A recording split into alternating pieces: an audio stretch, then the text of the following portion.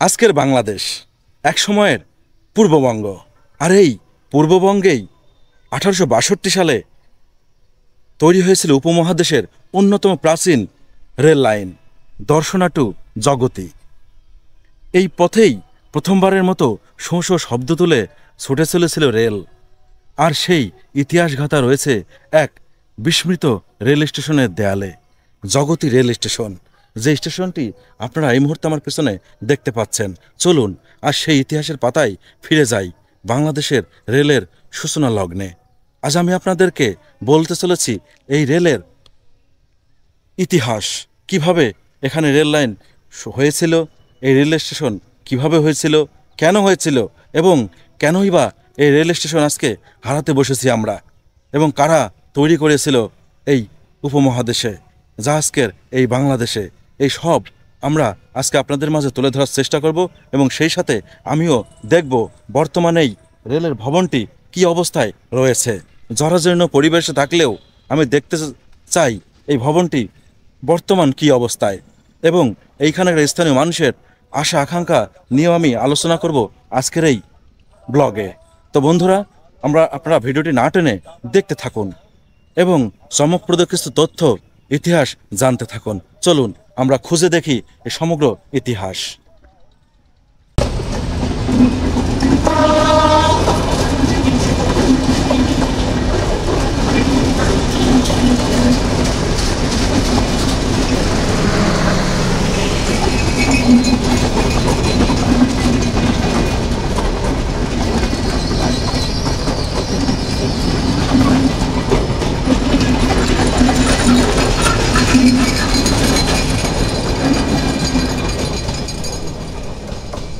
সুপ্রিয় বন্ধুরা, দর্শনা থেকে জগতী দূরত্ব প্রায় 53 কিলোমিটার। 1862 সালের 15 নভেম্বর এই রেলপথ দিয়ে প্রথম যাত্রীবাহী ট্রেন চলাচল করে। এই রেলপথটি ছিল ইস্ট বাংলা রেলওয়ে। এই ইস্ট বাংলা রেলওয়ে কর্তৃপক্ষ সর্বপ্রথম এইখানে রেল লাইন স্থাপনের কার্যক্রম শুরু করে, এবং তারা কী কারণে এই রেল লাইন কার্যক্রম শুরু করে সেটিও আমরা ধীরে ধীরে জানব।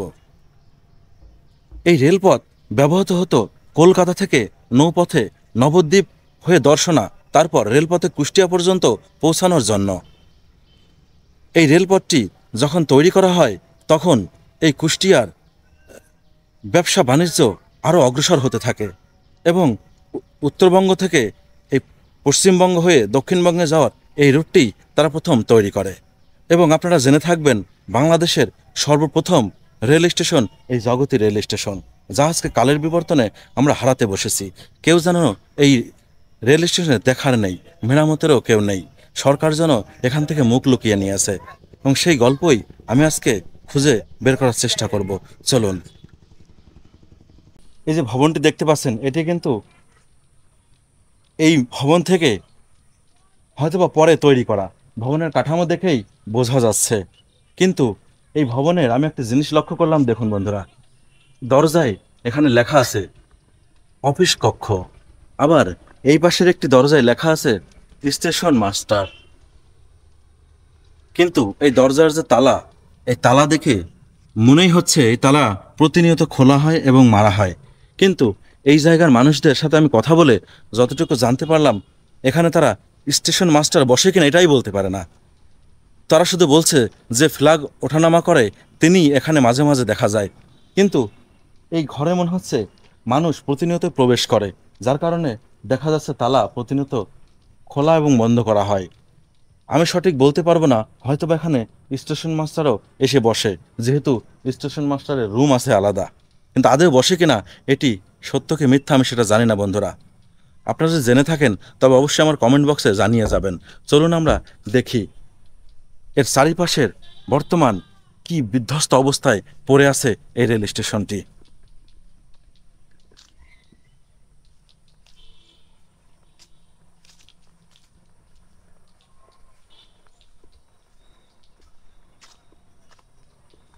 সেই সময়কার টিন এবং রড দিয়ে ছোট্ট একটু ঝুল বারান্দা করা, কিন্তু এখনও যেন টিকে আছে এই ঝুল বারান্দা, এবং উপরে টিন শেড দিয়ে দেখুন, এটি হচ্ছে যাত্রী ছাউনি। এই রুমটি যাত্রীদের বসার জায়গা। এখানে মনে হয় যাত্রীরা বসে থাকতো এবং ট্রেন আসলে ট্রেনে উঠে তারা গমন করত তাদের নিজের গন্তব্যস্থলে। এর পাশেই রয়েছে আর একটি রুম, কিন্তু এই রুমে দরজা মারা। এই রুমের মধ্যে কি আছে আমি দেখতে পাচ্ছি না বন্ধুরা, এটি বন্ধ। তবে এই রুম দেখেই বোঝা যাচ্ছে, তালার অবস্থা দেখেই বোঝা যাচ্ছে এটি কখনোই হয়তো বা খোলা হয় না। জগতী রেল স্টেশন এখনও সেই সময়ের, দেখুন দেয়ালের লেখা অস্পষ্ট হলেও কিন্তু এখনও অনেকটা স্পষ্ট দেখা যাচ্ছে। এখানে একটি লেখা, এই একটি আসলে কি কারণে লেখা ছিল আমি বলতে পারবো না বন্ধুরা। তবে আমি আপনাদের এখন জগতী স্টেশন কেমন আছে সেটি দেখাতে পারবো। দেখুন সেই সময়ের জগতী স্টেশনের জানালা, যা এখন ভেঙে গুড়িয়ে গেছে, তবুও সামান্য কিছু অংশ নিয়ে জানালা এখনও জানান দিচ্ছে। আমি সেই জানালা, যে জানালা দিয়ে আগে সবাই দেখতেন ট্রেনের আসা যাওয়া। রুমের ভিতরে জরাজীর্ণ পরিবেশ, দেখুন ছাদ ভেঙে পড়েছে, ভাঙার মতো অবস্থা। এ যেন অবহেলিত একটি স্থাপনায় পরিণত হয়েছে।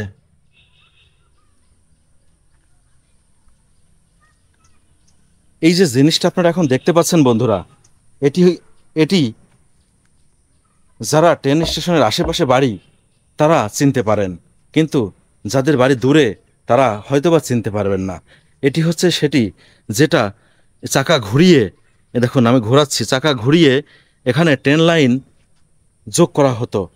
যখন ট্রেন আসতো, ট্রেন এক লাইন থেকে অন্য লাইনে নেওয়ার এটি সেই চাবি হিসেবে ব্যবহার হতো।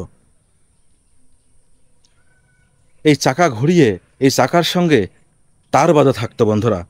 এই চাকা ঘোরালে ওই তার লাইনের একটা লাইনের সাথে আরেকটা লাইন লেগে যেত। এই বাংলাদেশের প্রথম রেল স্টেশনটি যখন তৈরি হয়েছিল তখন কতই না নান্দনিক স্থাপত্য শৈলী দিয়ে মজবুত করে এবং সুন্দর দৃষ্টি আকর্ষণীয় করে তৈরি করা হয়েছিল। কিন্তু কিছু বছর চলার পরেই এই রেল লাইনটি যেন আর এই বাংলার মানুষের নজরে পড়েনি, যার কারণে আজকে এই জগতী স্টেশনটি হারাতে বসেছি। কুষ্টিয়ার প্রাণকেন্দ্র জগতী, এখানেই গড়ে ওঠে বাংলাদেশের প্রথম রেল স্টেশন জগতী স্টেশন। প্রথম ট্রেন আসবে এই দিনটি ছিল উৎসবমুখর। স্থানীয়রা, জমিদার, ব্যবসায়ী, সাধারণ মানুষ রেলগাড়ির শো শো শব্দ বিস্ময়ে তাকিয়েছিল আকাশের দিকে। জগতী রেল স্টেশন তখন কেবল একটি স্টেশন নয়, এটা ছিল আধুনিকতার দরজা, পাট বাণিজ্যের কেন্দ্র। কলকাতার সঙ্গে সরাসরি যোগাযোগের রূপরেখা ছিল এই জগতী রেল স্টেশন। এই রেল লাইন চালু হওয়ার পর পাট রপ্তানি বহুগুণে বৃদ্ধি পায়। কুষ্টিয়া হয়ে রাজবাড়ী, ফরিদপুর, তারপর ঢাকা পর্যন্ত রেল লাইন সম্প্রসারিত হয়। রেলপথের মাধ্যমে জগতী হয়ে ওঠে একটি গুরুত্বপূর্ণ বাণিজ্য হাব। ব্যবসা, বাণিজ্য, শিক্ষা, যাত্রা সবকিছু কেন্দ্র ছিল এই স্টেশনটি।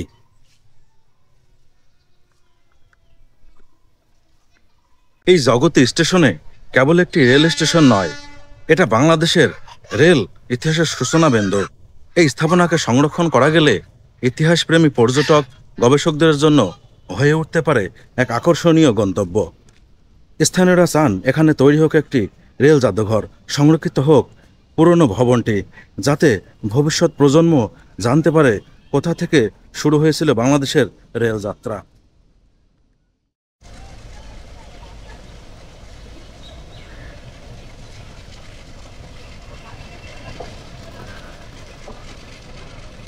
আমরা দেখতে পেলাম এখানে ট্রেন এসে থামলো, শাটেল ট্রেন, এবং এই ট্রেন থেকে যে পরিমাণ যাত্রী ওঠানামা করছে তা আমরা দেখে রীতিমতো অবাক হয়ে গেছি। যে এত মানুষ এখনও এই স্টেশন থেকে ওঠানামা করে, তা আসলে একটু অবাক করার বিষয়। কারণ আমরা জানি এই জগতী রেল স্টেশনটি পরিত্যক্ত হয়ে পড়ে আছে, এখানে আর কোনো কার্যক্রম হয় না। কিন্তু এখানে যে মানুষ এখন ওঠানামা করে সেটা আমরা জানতাম না। এসে যা দেখলাম তা দেখে আমরা রীতিমতো অভিভূত হয়ে গেছি। এবং আপনারা দেখতেই পাচ্ছেন বন্ধুরা, এই মানুষগুলা আসলে এখানে কত কষ্ট করেই না ট্রেনে যাতায়াত করে। এখানে যদি আগের মতো সেই পরিবেশ আবার ফিরিয়ে আনা যেত, তাহলে এই এলাকার জনমানুষের ভোগান্তি অনেকটা দূর হয়ে যেত। আমি এই ভিডিওর মাধ্যমে প্রশাসনের দৃষ্টি আকর্ষণ করছি, এই বাংলাদেশের সর্বপ্রথম এই রেল স্টেশনটি পুনরায় আবার চালু করা হোক। এটি আমাদের বাংলাদেশের জন্য যেমন গৌরব, তেমন একটি ইতিহাস, যেটি আমাদের ধরে রাখা উচিত।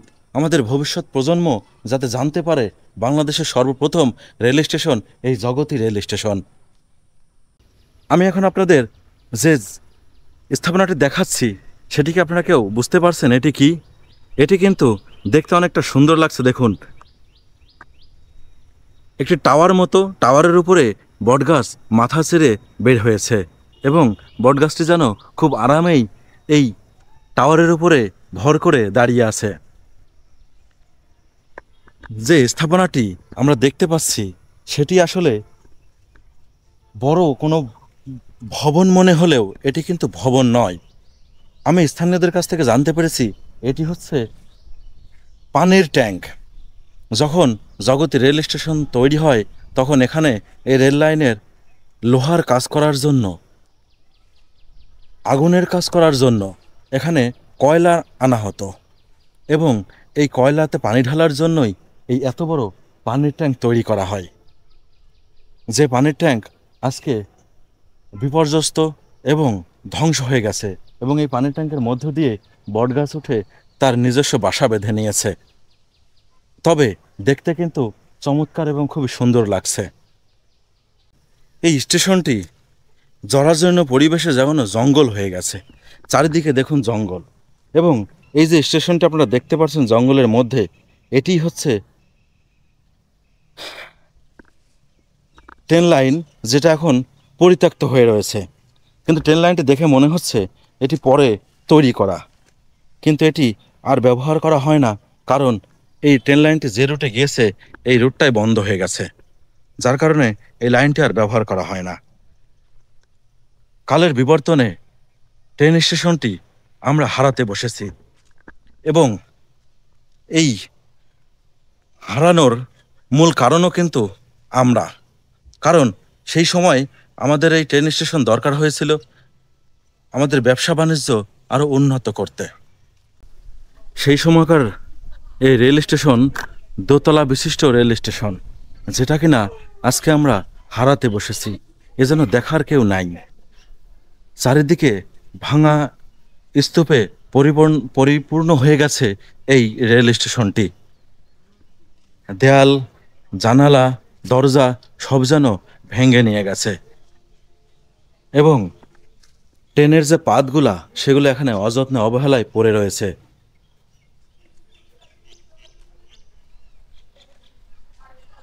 বর্তমান যে ট্রেন ভবনগুলো আমরা দেখতে পাই, রেল স্টেশনগুলো যেমন আমরা দেখতে পাই, আর এই সময়কার যে রেল স্টেশনগুলা সেগুলোর মডেল এবং ধরনে কিন্তু আলাদা।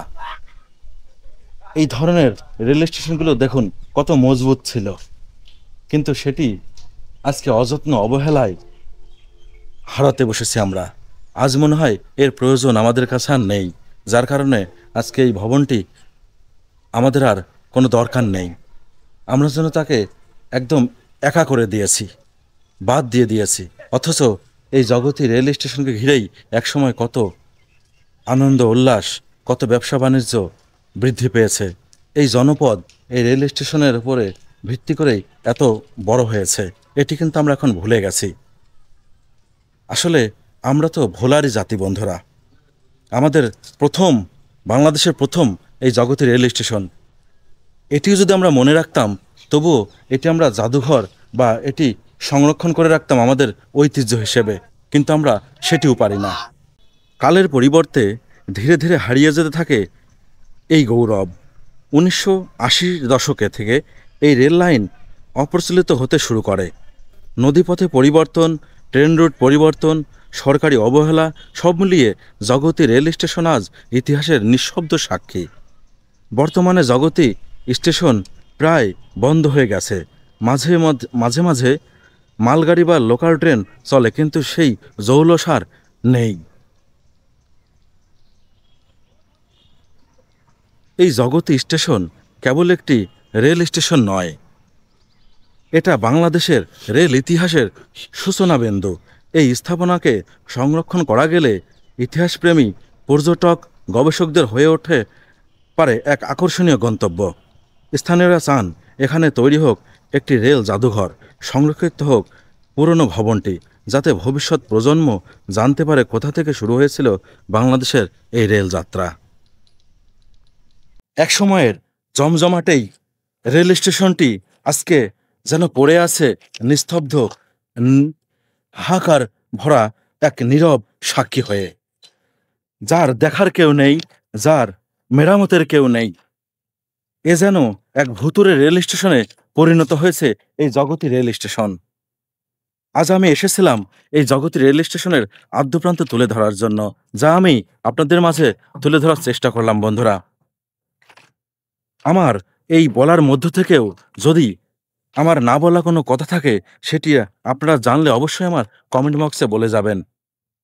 এবং আমার ভিডিওটি যদি আপনারা ভালো লেগে থাকে, তাহলে অবশ্যই লাইক, কমেন্ট এবং শেয়ার দিয়ে আমার পাশে থাকবেন, এবং নতুনরা অবশ্যই চ্যানেলটি সাবস্ক্রাইব করে রাখবেন।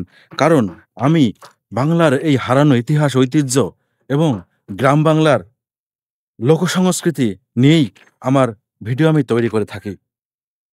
তাই নানা সময় নানা রকম অজানা ইতিহাস আপনারা জানতে পারবেন আমার এই ভিডিওর মধ্য থেকে। তা ভালো থাকুন বন্ধুরা, ধন্যবাদ। দেখা হবে অন্য কোনো দিন, অন্য কোনো জায়গায়, অন্য কোনো দারুণ বিষয় নিয়ে। ভালো থাকেন সবাই।